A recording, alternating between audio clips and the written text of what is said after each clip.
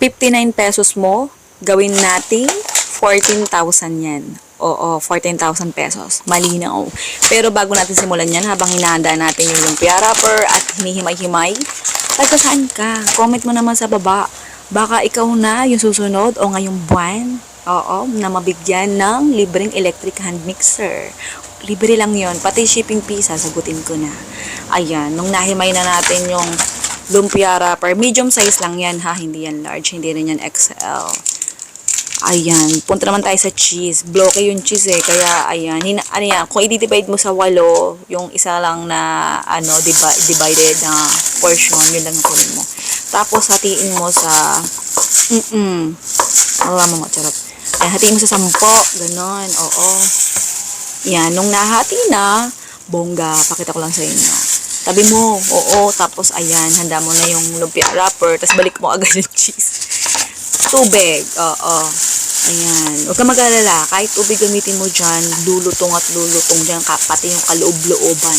Hindi mo po problemahin yung paglutong yan mamaya, hindi yan basta kukunat kahit mahanginan. Malalaman mo kung paano at kung bakit. Diba? Tapos agad. Oo, sa piraso lang yung magagawa mo sa recipe nito, pero kikita ka agad ng malaki. Lalo na kung mas marami pa yung magagawa mo at mabebenta mo, o diba? Sitting pretty ka na. Ayan, gamit na mantika na ginamit ko rito, ha? Oo, para tipid. Pero ikaw, pag magtitinda ka, mga 3 times mo lang gamitin, na tapos tapon mo na, ganun. Oo. Yan, pag naging golden brown na siya, oo, yan, ganyan mo lang siya. Patayin mo na yung apoy, ha? Patayin mo na muna. Oo. Lagay ka ng dark brown sugar o kaya muscovado sugar.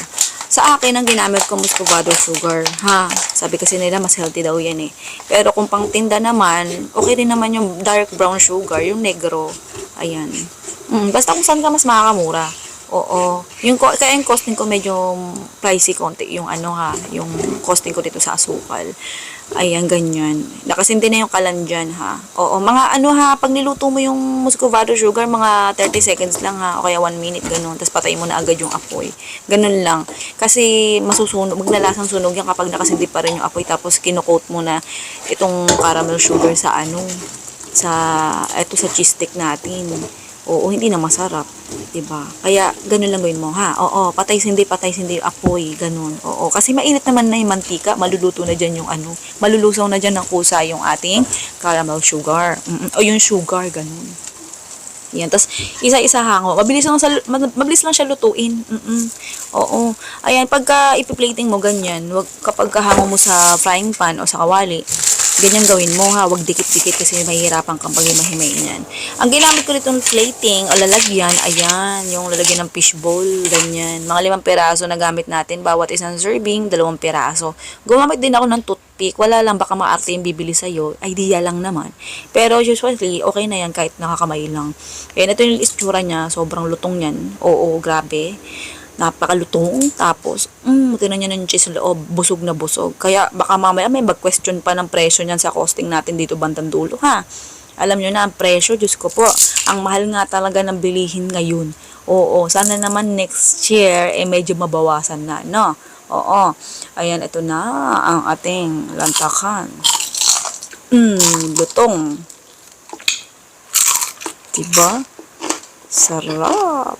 Okay na okay yan. Ubus agad to sa mga anak ko eh. Oo, sa amin, kulang pa. Sarap. Hanggang kanabukasan, sarap niya. Ayun yung pangalan recipe, ito yung costing. Oo, kaya maniwala sa costing ko, ikaw bahala. Oo, di ka marunong. Mag-costing ka, patulog ka muna sa nanay mo. Sige na, goodbye, good luck. Love you.